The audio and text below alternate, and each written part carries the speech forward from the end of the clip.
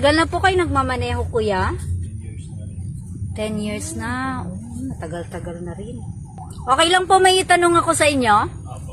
Oo. For our daily reviewer, eto yung tanong natin, ha? Sa gabi at mabigat ang daloy ng trapiko, ano ang iyong sasabihin sa mga pasahero kung ikaw ay gagamit ng ibang ruta patungo sa iyong pupuntahan? Letter A, wala. Ang driver ang higit na nakakaalam ng ruta. Letter B, hingin ang permiso ng pasahero na dumaan sa ibang ruta. At letter C, sabihan lamang ang pasahero kung ito ay magtatanong. Palagay mo, kuya, anong gagawin mo?